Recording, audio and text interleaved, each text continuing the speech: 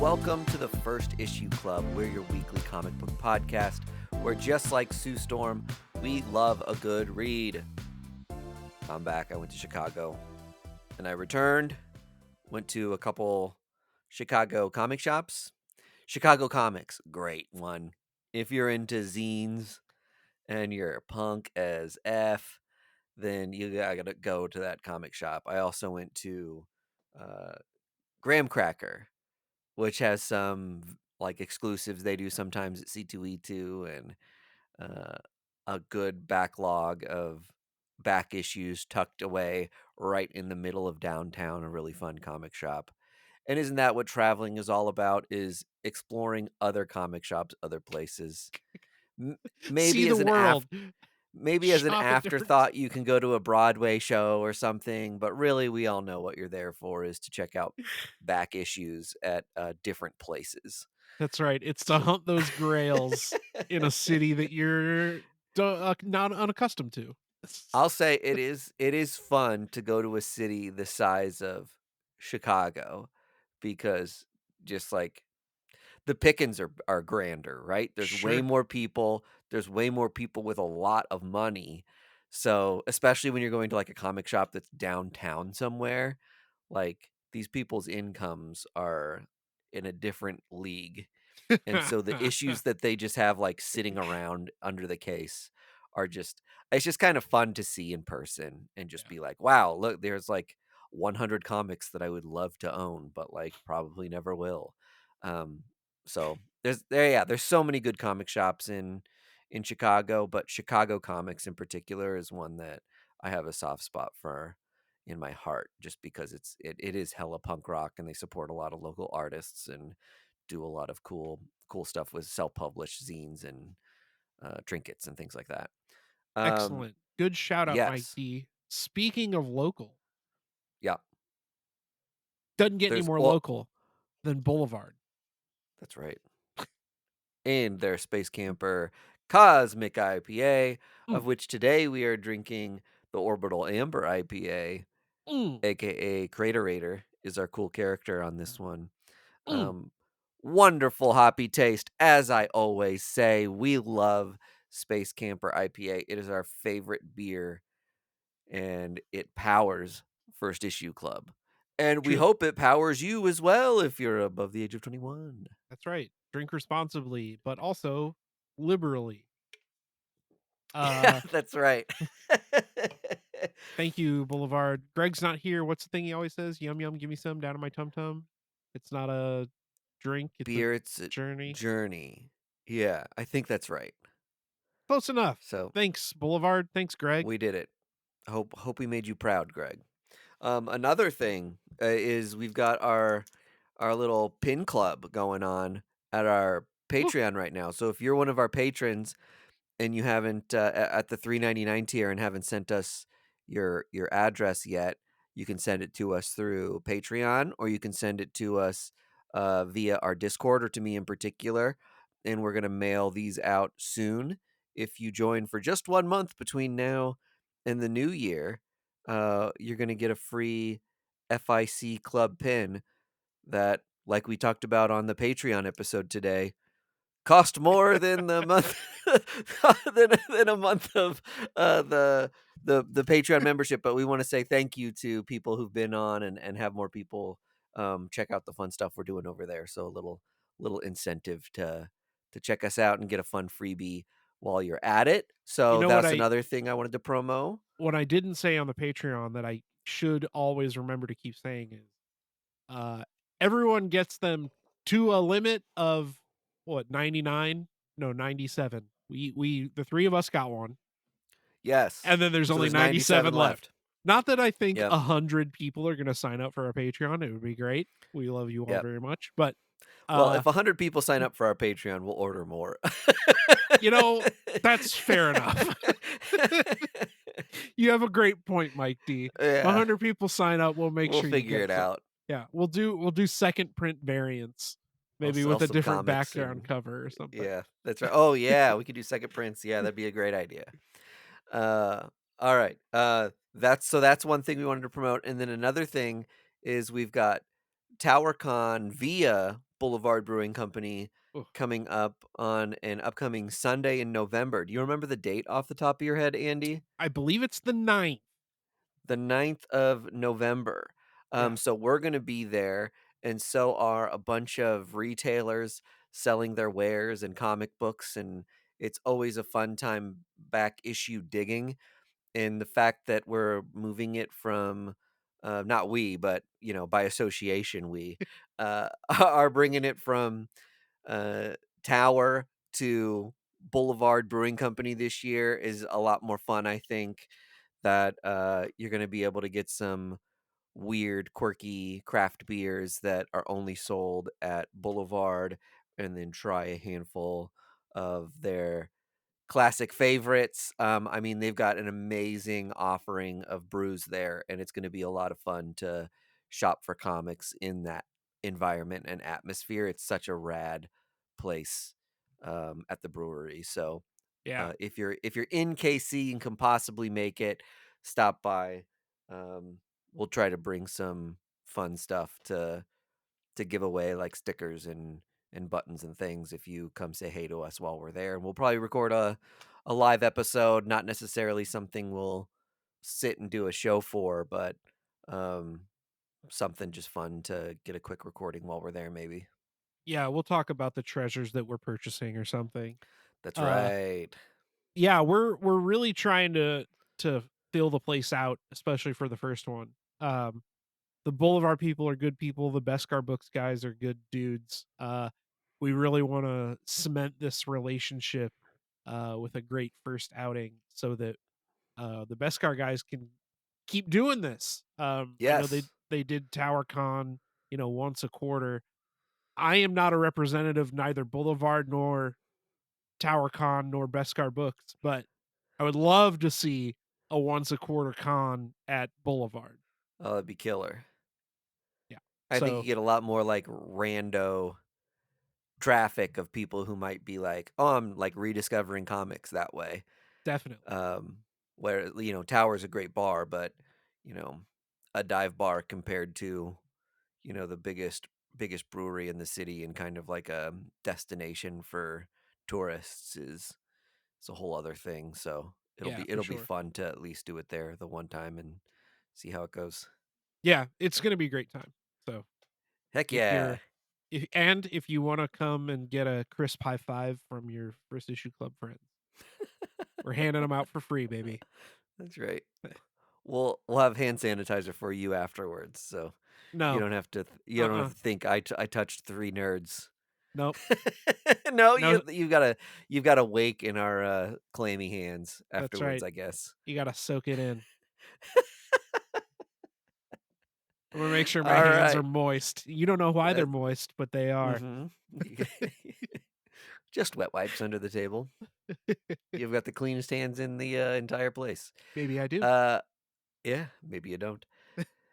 Maybe it was a nice sneeze. I went to a party today to watch the Chiefs game. The Chiefs kicked the Raiders asses today. A lot of blowouts in the Yes. NFL today. And I was at a house where a lot of people had brought their kids, and there was a kid, and I'm like, anyone who knows me knows I'm like a germaphobe, and so I was already like shoulders scrunched, like trying not to touch any kids, Uh, and a kid walks up next to me, picking his nose, and sure. I was almost like, hey man, keep your finger out of there, Yeah. and Shoo away from me. And then someone yells his name, and he goes to run after the kid, and he slams his hand down on my hand, which is on my knee, to like hard pivot to uh, start running with uh. his finger picking hand. And I was just like, no! Oh, poor Mike. Oh, I'm sorry, So buddy. I'm sorry that happened to you. that's my relationship with kids right now. If it makes you feel any better, my son today decided that one of the funniest things he can possibly do is to shove his hand into the back of his mouth until he throws up. Oh, great. Yeah. What a fun So, discovery. yeah, it's a really good thing that my wife and I are very calm and collected about. He started Oh, doing goodness. he's never done it before. He Uh-huh. just started shoving his hand into his mouth, and we hear and we look around and he's just got it crammed in his mouth, and we pulled his hand out and he just He went lost back it. for it? He lost it laughing. He thought it was the funniest thing in the world, and then he went at it again Oh, and threw up. no. Throwing up feels so bad. You'd think that he'll get it out of his system Ye quick. You fingers crossed. I don't man, I don't know because he's got a small body that he's never been in before. So, like, Yeah, right. he doesn't know what Yeah. he's feeling, and, yeah, that's what the Vargas house has been today. So, I, appreciate and understand how you feel because I mean, cleaning up child vomit makes me want Mhm. to vomit. Yeah. Uh, so yeah, I get it. Kids are the worst. There is something about, like, sorry, not to gross people out, Mm. but, like, when I have a pet and we go on walks and it's like you pick up so much, dog doo doo, Yeah, like, every day that, like, it doesn't phase you anymore. But, yeah, like, if I were to ever, like, step in another animal's or another dog's poop that's, like, just as germy and gross as my yeah, dog's, yeah. it makes me wanna retch. Oh And yeah. it's so funny that, like, when it comes from the thing you love, like, I don't think twice about, like, touching it, or if I get something on me, it's, like, not a big deal. But as soon as it's, like, subtracted from the little fur ball I care about, it's, like, the most disgusting thing in the world to me. Well, if it makes you feel any better, like vomit is the one thing I cannot do. Like Yeah. I was cleaning up. I love my son a lot. He's Yep. fine. I'll keep him. But cleaning up dinner today was like it was not Yeah. it was not a fun time. Uh Yep. yeah. So Alright, power through, uh bud. what's this we're talking about comic books, right? We're Now talking that about we've comic talked books. about Yeah, you can and throw up. we're gonna get to some, NYCC FOMO Oh of yeah. this some of the stuff that, we were earlier this year, we were planning on going to this con, and then a little too much life and work craziness got in the way for all of us to make it, and so the trip kind of fell apart pretty quick a while back.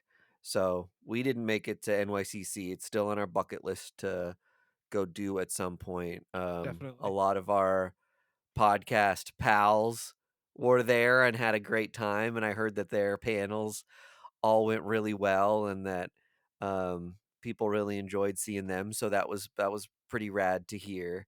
That would be And really cool someday to and hop on a panel with some of those people.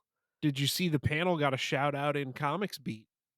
I did. They talked about couples counseling and Yeah. Oblivion Bar and Short um, box? Short Boxed. Yeah, all of our all Bodder's Yeah. podcast. And then uh, there's also a podcast that I haven't listened to yet. It's called the Comic Book Club. Yes. So they're our competitors because they Biting our sound so, style. their title sounds a lot like ours, but they've like blown up. Like when like I didn't have much context for them like a year ago, but now anytime I Google comic book news, like those guys are like 10 of the top 20 hits. So they're like Yes. killing it with the amount of like articles they're writing, and they're putting podcasts out like constantly. So uh, I don't know. Speaking as a comic book podcaster who also has his own little comic book club allocated just to first issues, I don't know how you do it. Like Yeah. they're doing so much stuff so consistently.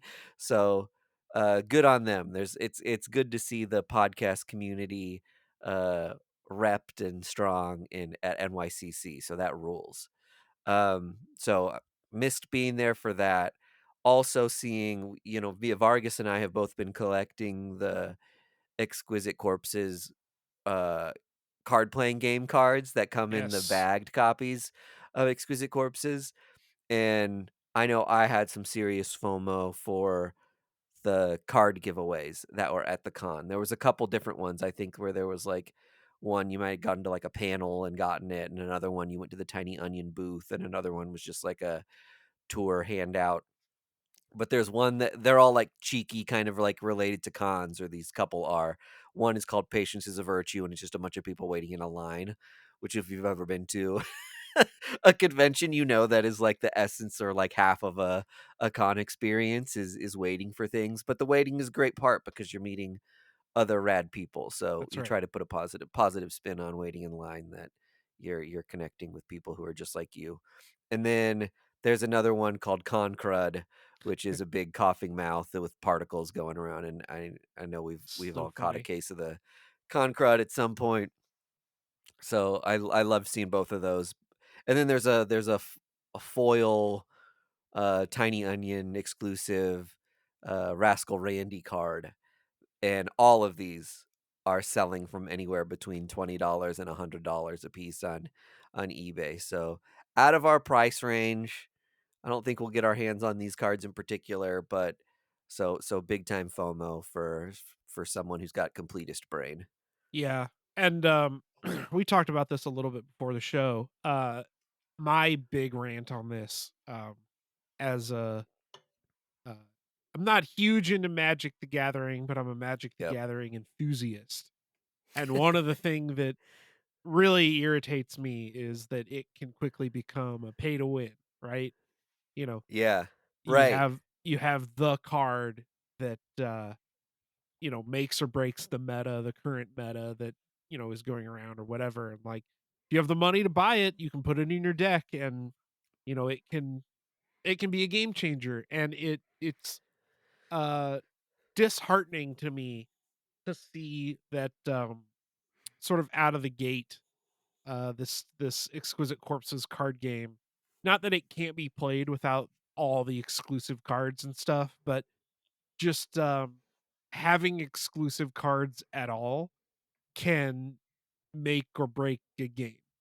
And Yeah, my you hope that some of these cards aren't OP, as the nerds say, which is yeah, what stands for overpowered, I think. yes. That Yeah, yeah, you hope that they're not like an absolute like meta game changing changer. card, right? Yeah. Yep. Um and I was telling Mike, like, I think the way to do it is to take a card and like just do different art, or have Yeah. have the gameplay part of the card be identical to like a differently named card. So the card Yes. that's called Con Crud is called whatever Terrible Sickness or whatever, like in the Yeah, in the has a main variant. game. Yeah. Yep. It's still a So collectible, valuable card and a cool thing to own exclusively, but right, it doesn't nerf the rest of the deck owning one. Is this exactly. something do you ever do like the whole like card drafting thing where everyone kind of puts their cards together and it's like we're going to have a draft that way my buddy who spent like $500 on rare OP cards like doesn't just annihilate everybody every time. Yeah, I've done drafting before, and The thing in is, your friends who have all the amazing cards don't want to draft. They don't want you to touch their cards. well, so the way it And they normally wanna works, win. yeah. Yeah. Well, the way it normally works, at least in Magic, is you start with sealed booster packs, Mm, and everybody opens one, and you take yeah, one and then pass it to the person on your right. And you fun. do that with like whatever it is, 5 or 6 packs until all the Until you packs everyone are has a gone. deck. Yeah, Yeah. and then everybody has a deck. So, Oh, yeah, man, that's fun. I would love if Exquisite Corpses ends up doing packs like I think they're gonna do. He's kind of teased the idea that they'll have more cards and maybe sell a deck, but yeah, if they ever do actual packs, we should do a a draft. a Patreon episode where we do a draft play Yeah. or something. That'd be a lot of fun. Yeah, I mean, we're definitely gonna do, like, plays of the game. Like, Yeah. we have a sub show about the comic, so we've gotta Yep. at least play it on stream or something once. Oh yeah, that should be one of our exquisite Podsquisite Corpse Cast episodes. Yeah. So, Play the we game. We will definitely do that, but And I think we're one issue away from having enough cards to play the game, right? Didn't they that's say what I've it's heard. 6 issues? Well, Yep. yeah. So we'll And see. that's when they're releasing the rules as well. Is Oh, issue 6, okay. and which comes out next week as of the recording. Fun. So, um but yeah, that's kind of my rant, is that I hope that the exclusives aren't functionally exclusive, I guess. That Yeah, they're right. that they're just cosmetically exclusive. Yep. So, I uh before we move on to comic books, continuing in NYCC FOMO, um the just looking at the cover price top 10, which they posted like right as the con began. sure. Um it's already full of like tons of different exclusives and limited editions. And it's also full of a bunch of blind bag stuff now, which is like now we're like blind bags here to stay. There's Oh a boy, handful of yeah. blind bags on this week's final order cutoff too. I think there's like the winter version of Mark Spears's monster comic in a Oh, blind bag, and then the that ultimate end game blind bag is on final order cutoff. So if anybody wants to be in on the fun and pre-order those at a cheaper price, now's the time to do it. those Mark Spears blind bags are flying off the shelves, buddy. Are they? Yeah. Flying off the shelves. Well, Yeah. there's apparently supposed to be something like 75 or 100 different covers you can 90. get. I'm like, how did this even with the idea that you could say like this one's a sketch cover and an inks cover and a color variant cover and a foil and a virgin. Even if you consider all of those variations on a single cover, 90 is still so he had to create so much stuff to Yeah. facilitate this one bag. Then I'm like, how does this guy work? I don't Don't know, know, man. but I don't know. But good yeah, on you for putting I've out as been much stuff as you do. I've been following him on Instagram, and I guess there were 12 or 13 like inserts that Oh, were if you get a, the insert card, you get like a one of one where he's like whoa, sketched rad. it or something, Cool. whatever. So yeah, there was like a mail away or whatever it was. So Oh, that's awesome. yeah, very cool. But as far as the exclusives that people are going most gaga over, there Mhm. was an Amazing Spider-Man 13, which is a J. Scott Campbell Mary Jane cover, Sure. which um every time this guy draws a Mary Jane cover, there is a little bit of a moment with it. Sure. And then make it a panel exclusive where an extremely limited amount of people get to it and it's going to go bonkers. So Mhm. Mhm. the top weekly sale on this one was $195. So Sure. Yeah, out of our definitely. price range. There's a Spawn number one. I think facsimile or reprinting, Okay. and it features Spawn 77 on the cover, but it's an action figure variant.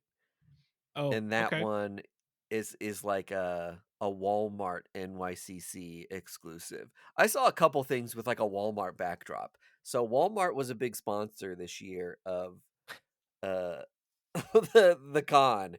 They also were That like, sucks. I hate that. it doesn't that suck? I know. I saw that too and I was like, "Ah, this doesn't feel great." The backdrop of the like cosplay finalists and stuff had like said like Walmart on it.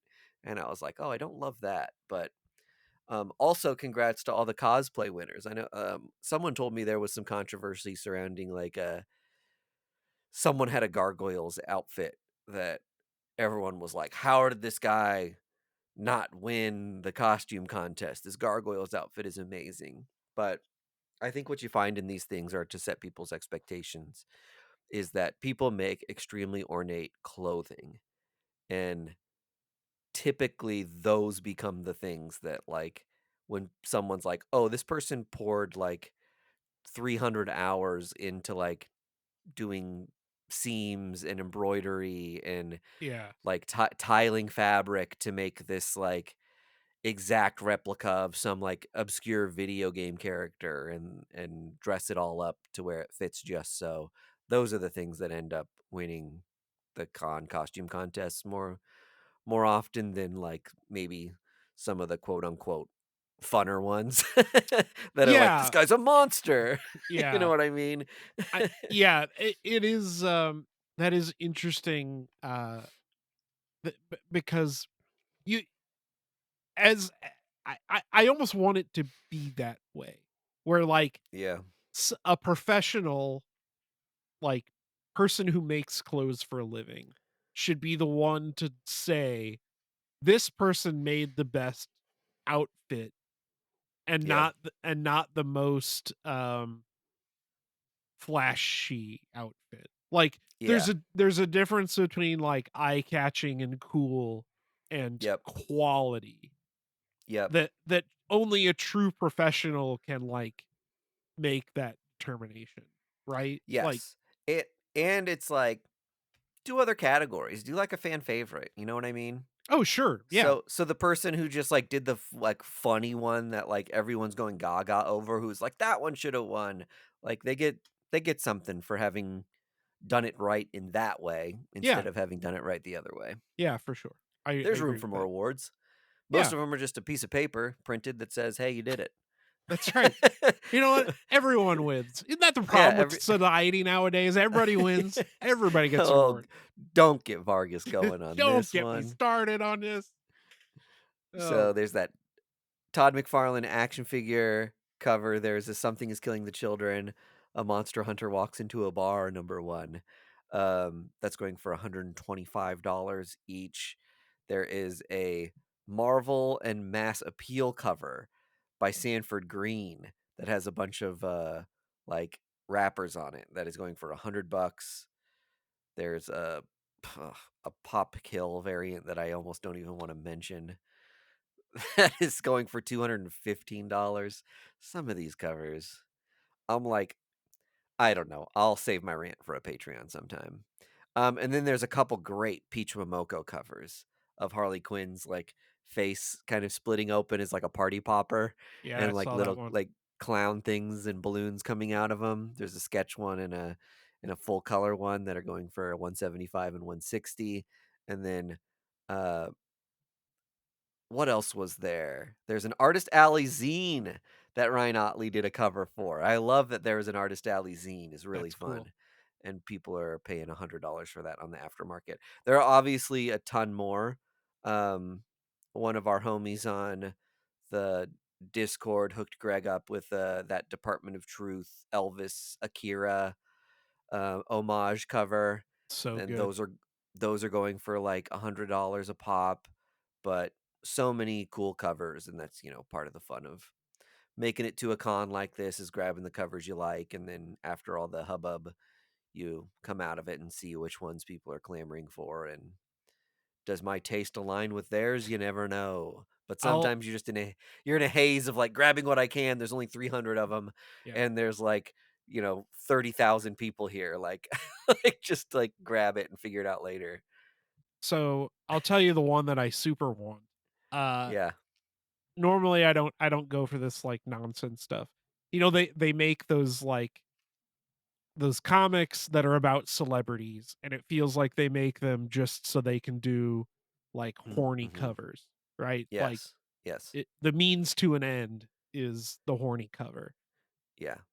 Um, not knocking the books, like, if that's your thing. I've never read one, so, like, I can't speak to it, but Well, that's my perception, can I okay? say too sometimes that those often leave a bad taste in my mouth because people do such gross stuff with the art sometimes, Yeah, and the depictions of them are like, I don't know whether they're AI generated or what, but they look like someone traced that person's face, like recreated their yeah. face.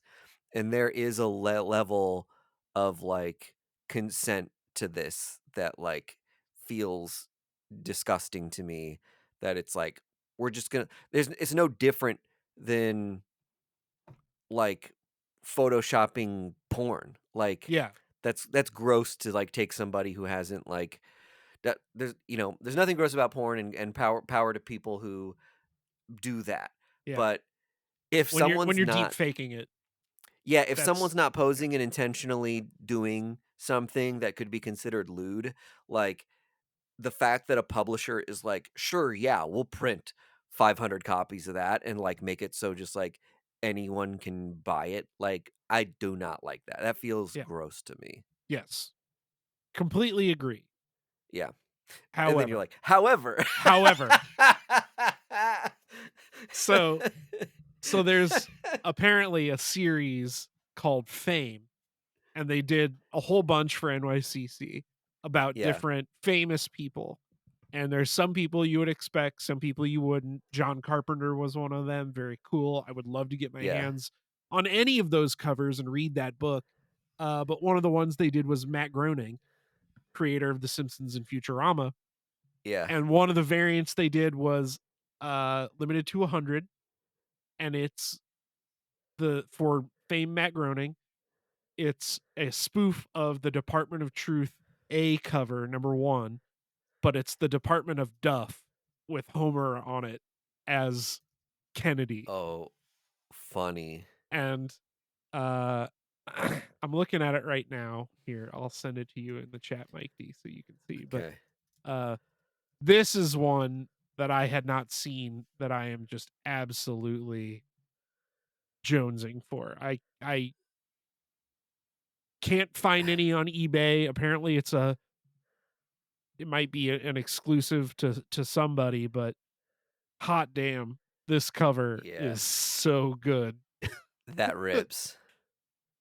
It's like my That's favorite really great. show. It's my favorite comic. Like, it's too good. Where they had #1, it says 4.9%. Yeah. Yeah. I mean, there's all kinds of stuff. Instead of the creative team, it's Gumbel, Leonard, and Carlson, Homer's drinking buddies. Like, Mose is in the corner. yeah, this is just like a pitch perfect Yeah, homage. I have that to is track really one of good. those down someday. So Oh, how anyway, funny. It's got NYCC. a it's not on the Third Eye site, but there's a link to Third Eye. I wonder if it was like a Third Eye exclusive or something. Yeah, I don't know. Or maybe Third Eye pays to be a link on the Oh cover yeah, price on listings. cover price. Yeah, May maybe. We can only speculate. You want to get into comic books? Let's talk about comic books, those things we know and love. Ra-da-dee, ra-da-da. There's a comic we both read. Yes, I'm super, super interested in your take on this book, Mike. I think it's the headliner for the week, I would which agree. is it's always a little unfair when you've got a large format prestige comic from Distillery Yep. uh, battling against smaller size floppy comics because they're one so beautiful, they feel great in your hands, and they're a little long. It's almost like reading half a trade as compared to like a single comic book. So um, I I'm really loving a ton of Distillery books. Just I've probably said that a million times, but Yeah. I haven't covered one in a little bit. But like, man, when I read first issues of these, I'm always like bought in right away. Yeah, they're so good. But this is a Stephanie Phillips one, Yes. so we're big fans of hers here already. Um this is Endeavour, in case we didn't say the title. Um Yes. I thought this was a really deceptive is the wrong word, because it's a single issue, right? But Yep. what I think the story that they're going to end up telling is is basically nowhere in this first issue. Yeah. Right. Like, this is entirely set up with no like normally with the way this entire issue reads, you would expect like a first page that has like a story in progress, Yeah. and then it would flash back and you would tell the like first issue, right? Yep. But It- this entire first issue is just it's all it's all set up. yeah, it is wild too when you get to the crux of what is happening, that it is like situation introduced, page turn, like it's go time. Like, Yeah, it really hits you over the head by introducing a lot of characters that, light spoiler maybe, that you're and not gonna end up doing anything with. That, like, you end up spending time with people that get thrown away in an interesting way that, um, really feels like a nice surprise when you're midway through the book. Is it fair to say this kind of turns into, like, Lord of the Flies, like, partway through? yeah, that's exactly what I was gonna say, like word for Yeah, word. yeah. Yeah, that's my assumption. But there, I mean, even to say that it wasn't hinted at, there were like maybe Yeah, 2 or 3 lines of dialogue in this entire first issue that like hinted to me that something's gonna happen. yeah, Otherwise, like the first issue is a story about some well-off people getting on a recreation of a 17th century sailboat. yep. And that's I mean, that's it. Like Yes, that they're on, like, a luxury cruise, and they do for this like thing. weeks at a time. Well, and they also play this whole idea of, like, there's gonna be this storm, and they're gonna sail around the storm, and they pitch it to everybody instead of being like, "The trip is ruined and we're gonna cancel it." They're like, "Well, we can sail around it, and we'll just pitch it to everybody as like, 'Hey, we're adding 3 free days because you're on the maiden voyage of this thing,'" and everybody's like, "Sweet, more time on a, like, luxury cruise with, like, five-star meals every single night. Like, Yeah. we're sold." And you think them going around the storm or going into the storm is going to be the thing that is the primary problem. Like, they do so much foreshadowing for what this storm is going to be. And then the ultimate comeuppance is they discover a body on a life raft and bring it aboard. And what is exactly the deal with this body? Like, how is this woman that they've discovered still alive when it seems like she's been at sea for like weeks and there's no way to survive without like food or fresh water that amount of time? There's this mystery with this character that we're not quite putting together yet. That is super intriguing, and the storm hasn't even come into it. Right. Well, and the way I read it, and I think this is super clever because they don't talk Yeah, about it again at all. My guess is that the reason they talk about the storm and adding an extra week or whatever is that yep, they're not reporting that to anybody on shore. So yeah, when it hits the fan and they call SOS, they're not anywhere where they're supposed to be. So nobody yeah, knows right. where to look, right? Like they're going to be Lord of the Flying without anybody Anyone being able to knowing where find they they're are. just gonna assume the ship sunk or something. Yeah, exactly. Oof. But Um, and all this to say, if I sound like negative on this book, I'm not. It just, you know, it's very pleasant when you're reading a book and it completely subverts your expectations. And this book yep, did that. Like I went in yep. expecting one thing and it was not that thing at all, which is very cool. But one thing they did do, while you're thinking it's a different comic than it ends up being, Yeah. is they set up a lot of, like, conflicts between the kids, that Yeah. some of them have behavioral issues or emotional things that are causing behaviors, and some of them are bullying others already. And so we're like barely keeping it together with the parents being like, "Hey, you guys need to stop out alphaing each other or getting into fights, blah blah blah." And now that there are no parents aboard the ship, like, the a power struggle between kids is going to be, like we said, Lord of the Flies. It's going to get crazy. Yep. Yeah. So I had a very positive experience with this read. Yeah, I did too. Not that I didn't think I would. Again, Yeah. Stephanie Phillips writing, you kind of, at least I trust, I think you do too, trust anything she'll put Yeah. out. So Yep. good stuff, But great stuff. That's the only book yep. I read. And now I Mike's think got, I think I got the D cover of it, which I really oh, that's a like. good one. Yeah. Um, I read it digitally and I got, I think the Oh, B talk about your cover, experience a little bit with that. Yeah. oh yeah. So I read this on Neon Ichiban. Um, which I do want to tell people they have a whole bunch of free comics up right now, which are very cool. In fact, one of the free ones they have right now is the Ash Can for Endeavor. So Hmm. if you want to read the first half of it for free, you can do so.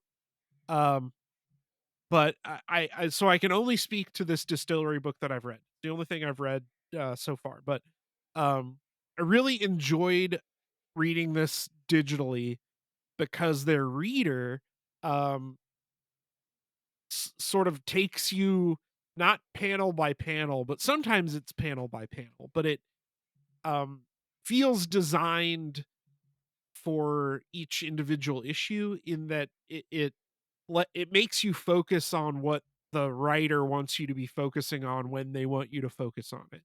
So it'll follow like the flow of the page or whatever, but there are sometimes like when you would do a page turn, instead of seeing the full page like open up, it'll just flash to like a word box. So Hmm. you're reading a panel and then it flips and you have this word box, and then you hit the next page and it shows you the full panel that word box was in. So Which is great for like cliffhangers of things. Like it really like the experience of like reading a bit and then seeing the reveal of something like works in a way that it doesn't necessarily work in print, which is like I hate to say, hey, there are some things about the digital experience that are superior to the in hand experience because we all love our little paper treasures, but yeah. that is one thing that like prestige digital applications are starting to figure out like the reveals of stuff in an interesting way. Yeah. Well, and it just I don't what I'll be interested in is to see, because I also pre-ordered this physically. It'll be Hmm. interesting to see if it reads uh differently. I get the feeling that it will be less impactful reading it Yeah. physically, because you don't have those like focus moments that feel very intentional in the digital reader. Uh, yeah. Anyway, so I had a good experience with Neon Ichiban.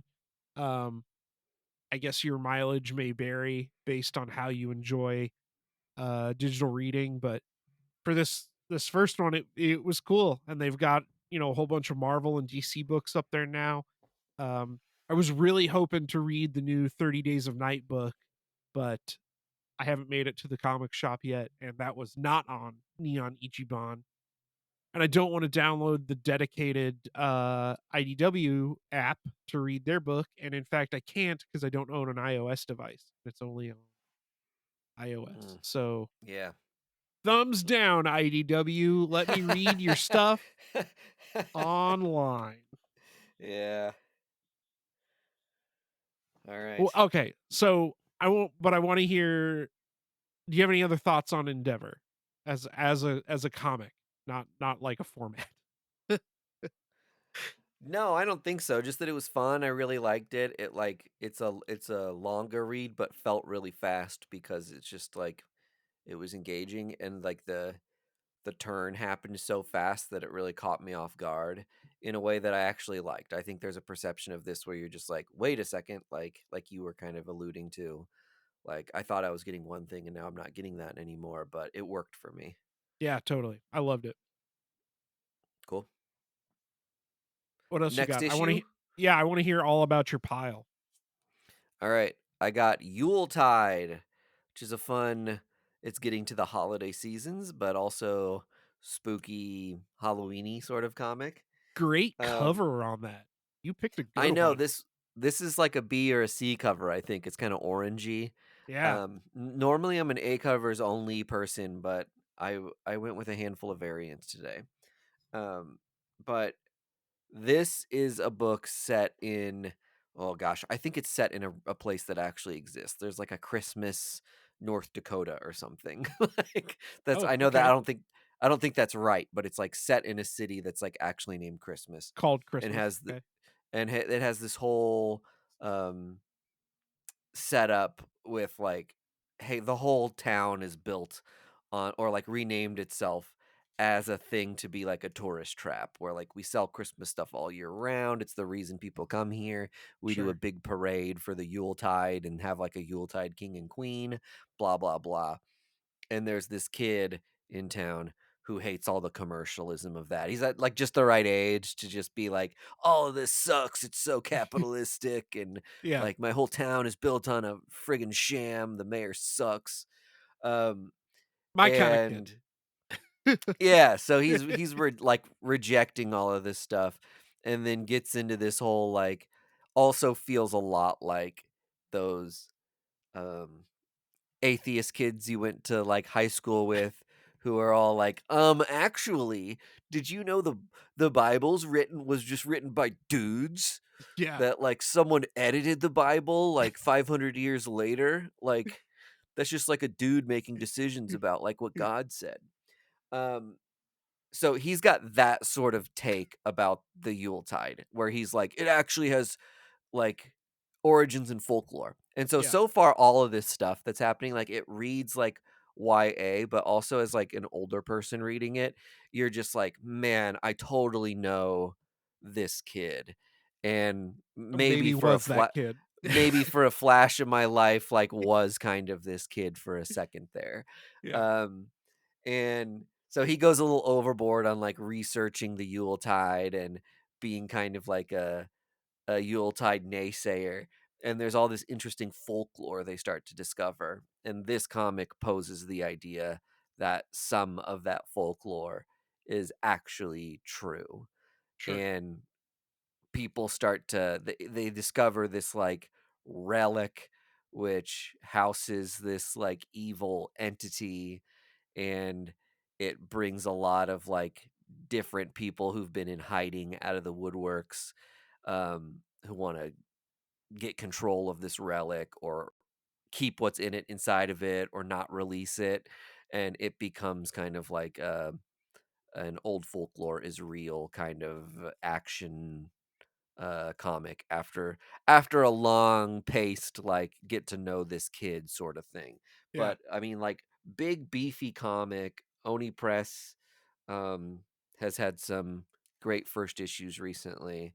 And again, if you're an adult who um still has a liking for YA type stuff, then this is a recommend for me. If you read YA stuff and you're like, this definitely feels like for kids and the art style is too corny, or not too corny, sorry, I didn't mean to say that, too cartoony for Oh me yeah. because Sure. I loved the art. I love the art of this, but for some people it's like if it's cartoony, it's for kids and I don't want it, then this book's not for you. Otherwise, I think like fun light read that again made me feel kind of like nostalgic for uh angry kids. Yeah. I I read too that's a 3-issue thing. So Yeah, it's going to be a short series. they're doing October, November, and then it sounds like it'll wrap up in December, which So very yeah, fun. totally. Oh, my beer. Oh my I'm beer. foaming over. Oh, my beer. I'll live. Okay. Do you need No, to go I got clean up? no. I have Kleenex, Okay. so I'm good to go. Okay. Are you And sure? my space camper blasted off. Ha. It's so good a can can't contain That's right. it. Okay, the next book I read was Hector Plasm, I'm Hunt the very, Bigfoot. very interested in this book. Okay, is Hector Plasm a character you're familiar with? No, it's just a funny way to say ectoplasm. I know it is. And so it's not a character I'd heard of. And when I put in Hector Plasm into CLZ. Uh-huh. This was the only comic that came up, but Sure. it's set up like you are reading something with pre-existing lore. That it's like, dear reader, if you weren't with us on our last adventure, here's a catch up. And so part of me wonders if they made all that up to be like, hey, here's a guy with a lot of lore and we're going to get you up to speed with what his whole deal is, and then threw us into like an original idea and an original story. I was like, that's a kind of interesting way to introduce a new character, because there is a little bit of a stigma, I feel like, among comic book collectors. Do you have an update for me? I'm looking. Okay. Uh But I will say there is a little bit of a stigma about like, hey, I want to like check out this new thing and it's like a first appearance, but I see like, oh, it's got like a subtitle, like it's not Hector Plasm #1, it's Hector Plasm Hunt the Bigfoot #1. That s- it seems like more or less like it could have been a number 6 or a number 12, but they just put a #1 on it and started a new arc. Sometimes people stay away from those. so Hector Plasm goes all the way. His backup stories first appeared in early issues of Invincible nearly 15 years ago. Oh, wow. Okay. So So it's an he's invincible side story thing. yeah, so he's been well, I don't think it doesn't sound like it's actually Uh, related to Invincible. it's a Ryan Otley cover. Yes, So it was just a fun like backup that had like nothing to do with the with universe. Yes. Invincible, yeah. How about that? But in any Crazy. case, I'll show you some of the interior art. It's another one that's just kind of like um loose and cartoony and fun. It's a mile a minute. He just like kills one Ah, bad guy and moves on to the next. He can see ghosts and talk to ghosts, and has uh like an angel on his shoulder and a devil on his shoulder type of character that are with him all the time that no one else can see. So there's a fun dynamic there. And he's just moving on his way through town, and just out of like the goodness of his heart is taking care of evil spirits, like follows the news to see like, oh, so and so's disappearing and we can't figure out why the kids are disappearing. Like, oh, I'm going to go to this town and like figure this out because it sounds like something occult, and he'll take care of it. But out of uh happenstance, there's like a murder while he's in this small town taking care of business. And so he becomes a suspect because he's the weirdo from out of town, right? sure. And Yeah. so he's got like he did it written all over him. Yeah. Um and so he's like stuck in the town, and this gal who is like a Bigfoot fanatic, like no one else thinks Bigfoot is real, but she is like, hey, while you're here, you're used to like stuff with the occult, like, can I wrap you into my hunt for Bigfoot? And maybe it's even Bigfoot that's like killing these people. So now he's just like so bored in town and trying to clear his name that he's like, one, trying to solve these murders that may have nothing to do with the occult, Yeah. and two, like kind of entertaining this hunt for Bigfoot in there with it. So it's a fun story. That sounds right up my alley. Yeah, it's very light and breezy. I say light and breezy, but like it's not a it's got some dense dialogue on some pages, I'll say that. Like, you're getting your money's worth and you're getting a lot of story for it, but it moves in a way. I guess like now that you say that it used to be a backup thing, it almost feels like every 6 pages of this is a tiny little bite-sized thing that can like move now from one piece to the other. Like, it's Yeah. quick in that it like he has a fun interaction or a fun mini adventure and then bounces to the next part of the story. Yeah. So it's like it's airy in a way that it's like you never get too bored sitting in one scene for too long. So Sure.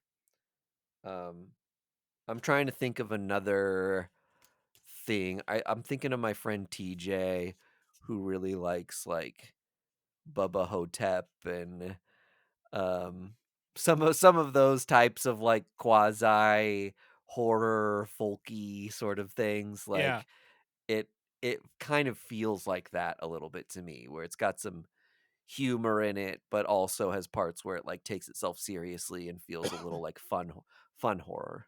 Yeah. Like if Constantine was written by Charles Yeah, Soule and Ryan Brown or something, right? sure. Yeah. Yes, totally. Yeah. Okay. That's great. Okay, next up, I read a trio of these Age of Revelation X-Men books. And Yes. I'm gonna keep this breezy because to some extent I like barely know what's going on. Um, and I'm an X head. I read all the X titles, but I missed the Omega book or whatever, or the Alpha. Sorry, Oh, the the Alpha kickoff thing. Yeah.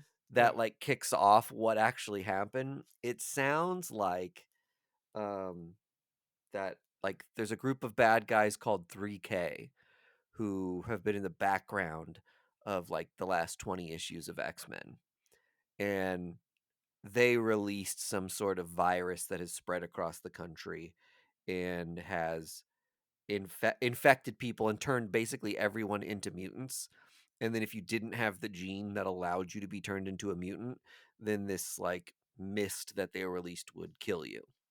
Um, so we're living in a world like 10 years from now wherein this has like wreaked havoc on the world, and this is like what's left in the fallout. Um, which does make it kind of hard to follow because you've got all these like different factions and specific groups that have been together for several years at this point, but we didn't get the lead up and explanation of like how these teams and groups broke off into one another. And again, maybe all this is covered in an Omega issue, but you would like to think that with all the X books that I've read leading up to this, that I would have a little more context than I do for Sure. what exactly is going on here. But this one I really liked, and I got a really cool variant of it, I think, is the Iron and Frost. If you've been reading X-Men stuff lately, you know that Tony Stark and Emma Frost kind of had a sham marriage to protect her during the Krakoan era fallout. And did they kind of hit it off? Did they have real feelings for each other during this time? Like maybe they always kind of posed it as like a little bit of a will they won't they. But this cover's sick because she's holding like a kind of Tony Stark gem heart Yeah. while she's in her gem form. And the conceit of the book is that she was attacked by some of these like mutant rebels, and they kind of cored her heart out, but she turned into her diamond form right as this was happening. And she doesn't need like internal organs or anything to survive in that form. But now she's stuck in her diamond form. Okay. If she turned back, she would die instantly because she's got her like heart board open. Yeah. And since we're led to believe that Tony Stark has died, but has left behind this heart piece that she Sure. could potentially implant and continue to live with this artificial heart that had once belonged to Tony Stark. So it's got this background story that is like their romance continuing on. She always had his heart. Like there's some sweet things about the way this story is told. And Yeah. if you're an X-Men fan or followed that arc in particular, like this was easily the standout of all the Age of Revelation books that I've read so far. Um, Rogue Storm is another one. Umberto Ramos cover Yep. that I think is pretty striking. Grab the A cover on that one. This book poses a world wherein Rogue is split into two identities, a red rogue and a green rogue. And the red rogue um, kind of goes off on her own and establishes her own identity, because Gambit can't have two wives, right? So Sure. she's got like a complicated existence, but like really lives to like serve the um mutant cause, and Storm takes her in and helps her out. But Storm eventually becomes like kind of um skewed and turns into a villain type, out of some fallout from the recent Storm miniseries. But ultimately, this one, there's just like it's an interesting story, but there's way too many little moving pieces and like little bits of other stories that like you probably should have read before getting to this, Yeah. plus made up stuff that they said, hey, this stuff happened in the last 10 Yeah. years. That is a little too much of a stretch for me to like totally follow or invest myself in the versions of these characters that exist right here. Sure. Okay. And then Sinister's 6 is a story where you've got Mr. Sinister, and a bunch of our Marvel characters who got altered by who were already mutants or got altered by the mutant gene. And it's Yeah. really cool to see, like, this is Black Cat who survived the Cool. mutant apocalypse, but now she is like feral or something, where she's like half cat. Yeah. And then Domino gets altered and has this like Nina Thurman Domino, and she's got Cool. this like reversed outlook now. So everybody's kind of been like altered a little bit, Yeah. and they all don't love working for Mr. Sinister, but he's a mean towards an end, since he's like um, a gene scientist, Yeah. or like like a genetic scientist, that their mission is to get a part of the Venom symbiote because he's like uniquely survived during this time, and was like unaffected somehow by the mutations. And so they're using his pieces of his they're hunting him to get a piece of the symbiote to hopefully cure this problem so they can bring back humanity into the Sure. earth that we're living in. Do we find out who the host is for Venom? Is it Eddie Brock? I think it's Eddie, but like there's no like cool reveal moment or anything. Okay. Cuz as far as I'm aware, Mary Jane is still Venom. Oh yeah, I don't actually know what's going on with that. I feel like if it hasn't happened already, then Mary Jane's going to get back to being Jackpot really soon. I can't imagine. Or I don't know if they're even going to do Jackpot anymore now that she broke up with what's his butt that everybody hates. Yeah. Steve, her Dave. her Yeah. not Peter boyfriend with the kind of generic name. Um Yeah, I haven't read so Venom 250. That's the one where Null comes back. yeah. But Yeah, that's right. There might be some fallout from that. I can't imagine them having Mary Jane fighting Null. But maybe. I don't know, brother. I couldn't tell you. That's why I asked, you know? Okay. And the last two that I read this week may have come out. I know for sure one of them came out a couple weeks ago. I'm not sure about the other. But I read Mary Sue on Boom. It's a Boombox book, which is Oh kind of yeah. like a YA imprint. Um, but yeah, I like kind of read like a YA book. But definitely one that I think uh is more enjoyable for non-young adults, or like doesn't scream like this is for kids. I thought Um this one had some legs. This sounded did you interesting. okay, yeah, you haven't read it? It just No, I haven't yeah. read it. Okay. So if you're not familiar with what a Mary Sue is in literature, it is like your character who is like kind of the perfect lead, lacks character flaws, um, is Good at awesome at everything. good at everything, and is often like a proxy for some idealized version of the author. Yeah. Like when the author inserts themselves, like that such and such character is my Mary Sue, and that's your point of view character. Um, in this comic book, this girl writes fan fiction, and has this small community of people online who like love her fan fiction and they geek out over the same show together.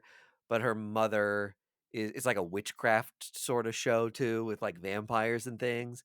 And her mother is super religious and is like, you need to stop watching this TV show. I don't want it in my house. Um, you need to go to church and find friends in real life, blah, blah, blah, where she's got so much of her identity wrapped up in the thing she loves. And I think as comic book fans, there's a lot here to identify Yeah. with the fact that, we see ourselves so much, or we have a lot of self discovery in um, some of these nerdy outlets, and we find other people who are like us through being fans of something, and it becomes kind of like part of your identity, your fandom or your community with other people that are online, because it's hard to find people in your like Yeah. really small towns that Yeah. are into the same shit as you. Totally. Um, so I really like the book for that aspect, and um, in this book, if I haven't said it already, I don't know if I have. Her Mary Sue enters the real world and Right. like comes and stands up for her. And it's one of those things where she's going to learn a lot about herself, or how to be this idealized version of herself and self-discovery through the version of herself that she's writing. And who knows how much of it is like metaphor at this point. It's like it's a brief moment at the end of the book, but I think there's Sure. room for this to be like a Tyler Durden thing where it was like it was her the whole time, but she was in her alter ego, Yeah. or if this is really like a physical manifestation of her Mary Sue character. Either way, I love the sentiment, especially as like a YA kind of finding yourself sort of thing, that like, Yeah. can't we all be the idealized? What is the idealized version of me? Is it just a me who stands up for myself, who um, finds things to love about myself, like is Yeah. confident, blah, blah, blah. Like a lot of great messages and things in this. So loved that book. Cool. Yeah, sounds really good. I'm excited about that one. I Hell yeah. one of my like comic book to dos is read more boombox books, because it feels like a lot of that stuff flies under the radar, but like I pass on a lot Lumberjanes of it is because it's YA stuff, but then like you read so many of them, and a lot of them are like very like queer positive and yeah. Yeah, and like have like really interesting storylines that like you just appreciate. Is like, again, even though we're older, sometimes when you read stuff that you're just like, man, I wish I had this as a kid.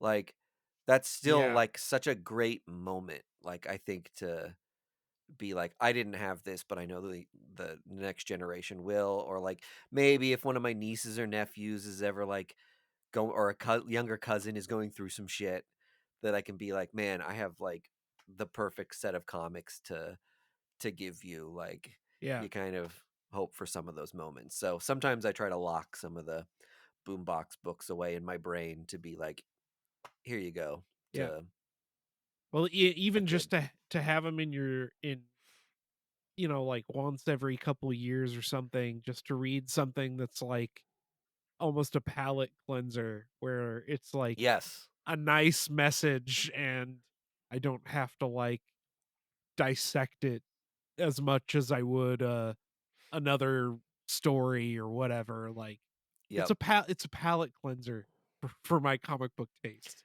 Yeah. All right. The last book I read, which is one that came out a couple weeks ago, is Marian Heretic. Did you guys cover this on the podcast already? No. Great Okay, so cover. yeah, this is a B cover again. I went crazy with my variants. But this is a boom book by Teenie Howard, who's definitely raised Catholic, because she's written a handful of like Catholicism sort of minis before that I've read, and they've all like really resonated with me. So Yeah. um, you have to forgive me for all of the like Catholicism spin-off things that I cover on this podcast. But this is about a sect of nuns who worship uh, a female god.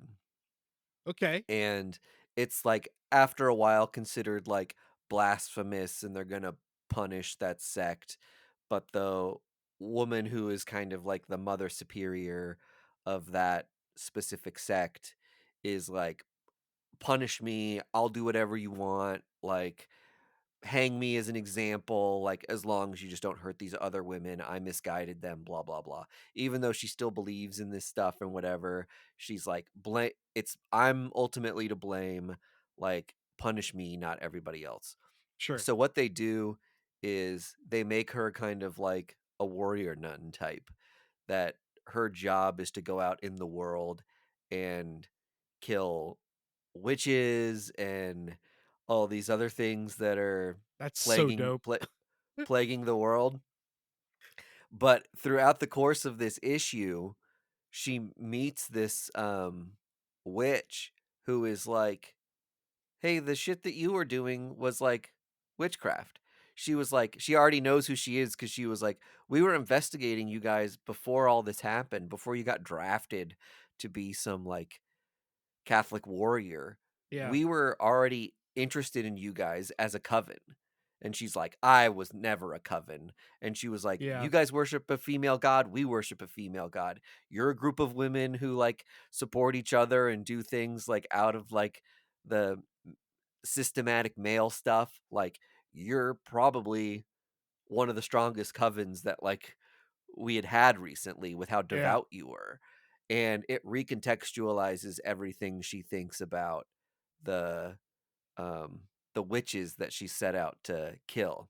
Cool. And so this ends with this witch giving her like a set of blades that are like traditionally carried by witches, so she can go back and be like, "I slaughtered, you know, this whole set," or like, "I dispersed this entire set of witches and Yeah. the problem is solved."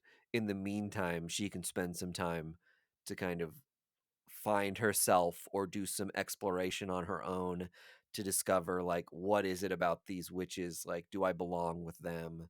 Do I belong with the church and the system that I thought I belonged in? So there's a lot of like male power, female empowerment kind of narratives going on in here that are very interesting. So I Cool. loved this book. Wanted to, even though we missed it from the other week, wanted a chance to shout it out because I love, huge Teenie Howard fan, Yeah. and stuff with a Catholic bent that's like supernatural. I'm a geek for. We talked about the first Omen a little bit on the Patreon today, and that movie really worked for me because of all those things. Yeah. That's awesome. That book sounds awesome. It's really good. Yeah. It's one of those like, I'm, after reading it, I'm gonna go back and I think try to buy some of the ratio variants for it, just because Sure. it's like, this is my shit. Yeah. If I'm gonna spend 10-15 bucks on a cover, it might as well be something like this because it really resonated with me. Totally. Excellent. Well, That's it. thanks for doing all the heavy lifting this week, Mike D. Hey, it's 90% of the time it's you, so I'm glad to take one out of every 10. Appreciate it. Um, let's see. I think we covered everything up front, but Yep, just to reiterate, TowerCon coming up November 9th. yep. At Boulevard Brewing Company's, what do they call that place? The Rec Deck. Yes, So the join us there. We'll at be the brew there hall. At the brew hall. at the Brew Hall. That's what it is. We've got our Patreon First Issue Club member pins. Uh-huh. Uh-huh. And if you're a patron, shoot us your address and we'll send you one of these bad boys for free, as long as you're part of that $3.99 tier. Uh-huh. You can still sign up now and get a pin if you want, and cancel after a month. But don't do that. And we'd love you to stay, Yeah. but not required to get a pin. We have 100 of those, so we're gonna give them out until we run out. And we love you, Boulevard Brewing Company, and the Space Camper Cosmic IPA family of beers. That's right. We got all those things covered. Yes. And also, I guess we'll see you guys next week. Bye. Goodbye. First Issue Club podcast is brought to you by Boulevard Brewing Company, the people responsible for our favorite drinks, the Space Camper Cosmic IPA family of beers. Our show is edited and produced by our hosts Mike DeStacy, Greg Lichtig, and Andy Vargas.